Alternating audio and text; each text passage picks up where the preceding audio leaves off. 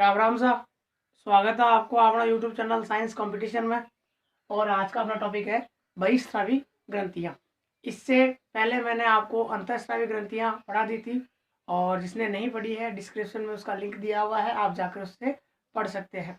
आज पढ़ते हैं मानव शरीर की बहिस्रावी ग्रंथियाँ। जब मैंने अंतःस्रावी ग्रंथियाँ पढ़ाई थी तो मैंने आपको बताया था कि अंतःस्रावी ग्रंथियाँ और बहिस्रावी ग्रंथियों में एक अंतर होता है कि अंतःस्रावी ग्रंथियों की जो खुद की नलिका नहीं होती, वह अपने उत्पाद को रुधिर में छोड़ देती है और वह लक्षित अंगों तक पहुंचता है, लेकिन बहिस्रावी ग्रंथियों की अपनी खुद की एक नलिका होती है।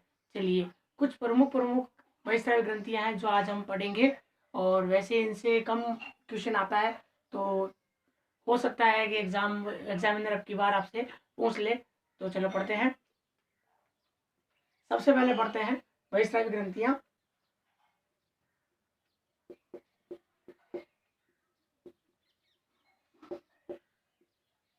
लैक्रिमल, या इसे लैक्रामल भी कहते हैं। लैक्रिमल ग्रंथि या लैक्रामल ग्रंथि स्थिति कहाँ पाई जाती है? आंख में, जिसे अपन अश्रु ग्रंथि बोलते हैं, वही है। और कार्य क्या है? आंख से आंसू निकालना।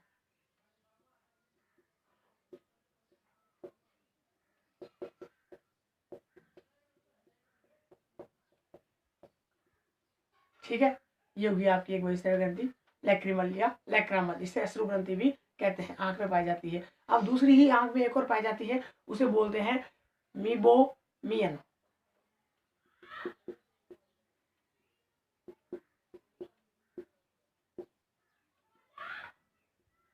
मीबोमियन स्थिति ये भी कहाँ पाई जाती है? आंख में। और कार्य यह अपनी आंख को अंदर से चिकनी बनाए रखती है। आंख को चिकना बनाए रखना।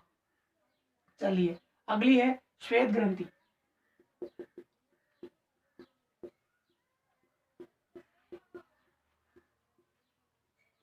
ये पाई जाती है त्वचा में। स्थिति त्वचा। कार्य ये ग्रंथि शरीर से पसीने को बाहर निकालने के कार्य करती है। पसीना निकाल। चलिए, तीन ग्रंथियां हो गई।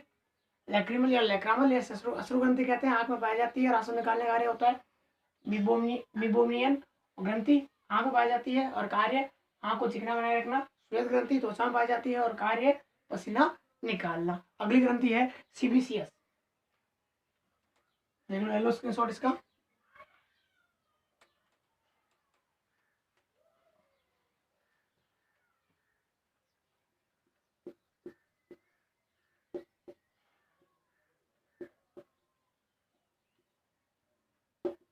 अगली ग्रंथि है सीबीसीएस। स्थिति यह भी त्वचा में पाई जाती है। कहाँ पाई जाती है? त्वचा में। और कार्य क्या होता है? शरीर से जो तेलीय पदार्थ निकलता है वह निकालने।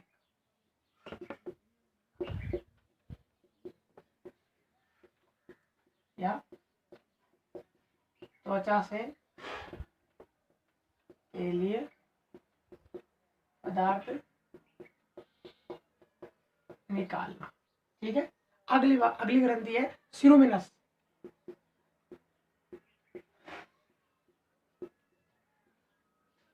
यह पाई जाती है, स्थिति होती है इसकी कान में। कहाँ पाई जाती है? कान में। कार्य क्या होता है? कार्य इसके दो होते हैं, एक तो ये कान के अंदर कीटी का निर्माण करती है, और दूसरा होता है कान को अंदर से चिकना बनाए रखना।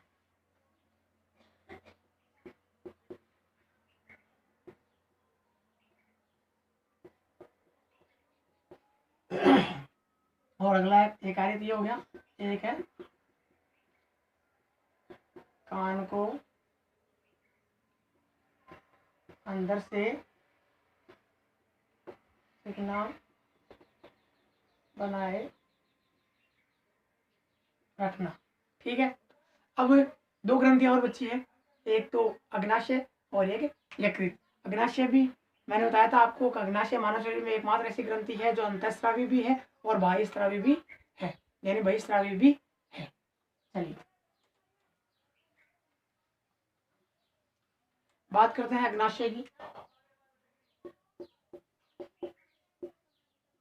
ये कोई विशेष इंपॉर्टेंट नहीं है। स्थिति पेट में आमाशय के नीचे, कार्य क्या है? भोजन पाचन में मदद करना। अग्नाशय रस निकलता है इससे, जिससे भोजन पचता है, भोजन के पाचन में सहायक। चलिए अब लास्ट ग्रंथि आ गई यकृत। ये सबसे थोड़ी इंपॉर्टेंट ग्रंथि है और देखो इसमें ध्यान दीजिएगा।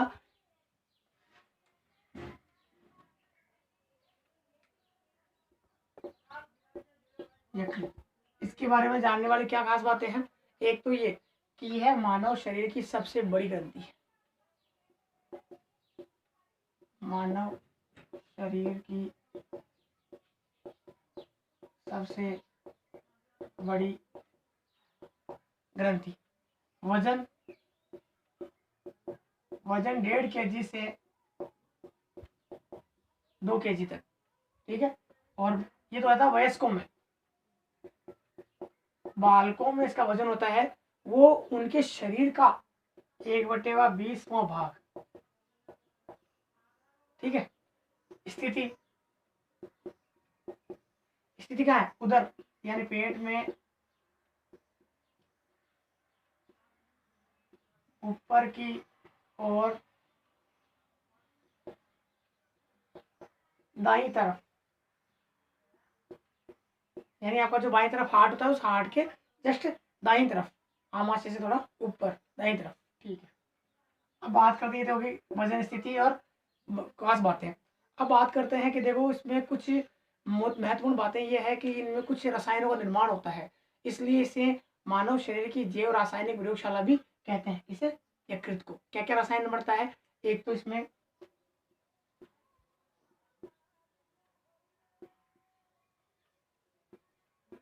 बिलिरुबिन का निर्माण होता है, बिलिरुबिन का निर्माण होता है। ठीक है, अगर ये बिलिरुबिन बढ़ जाता है तो मानव शरीर में पीलिया रोग हो जाता है। चलिए, और क्या कार्य होता है? एक हिपेटिक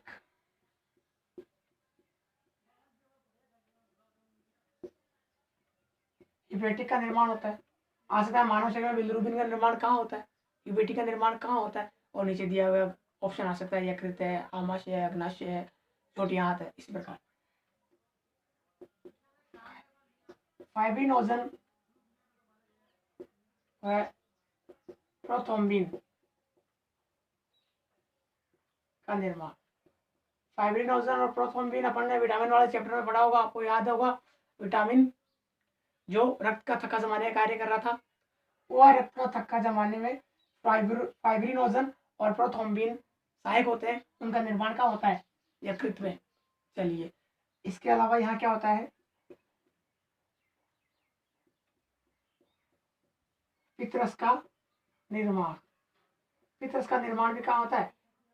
यकृत में ही होता है, और ये बाद में पित्ताशय में जाकर इकट्ठा हो जाता है, और जब भोजन में वसा वगैरह होता है, उन वसा के पाचन करते हैं, तब ये पित्तरस काम में आता है। वसा का पायसीकरण करता है ये पित्तरस।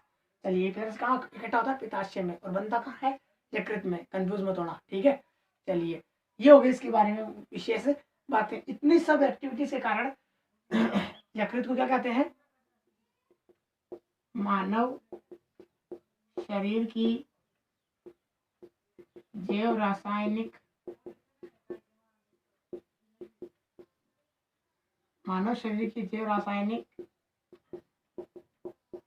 प्रयोगशाला कहते हैं इसे। ठीक है, आ सकता है मानव निम्न में से किसे मानव शरीर की जैव रासायनिक प्रयोगशाला कहते हैं, कुछ भी। चलिए, तो ये है प्रमुख बहिस्रावी ग्रंथियां।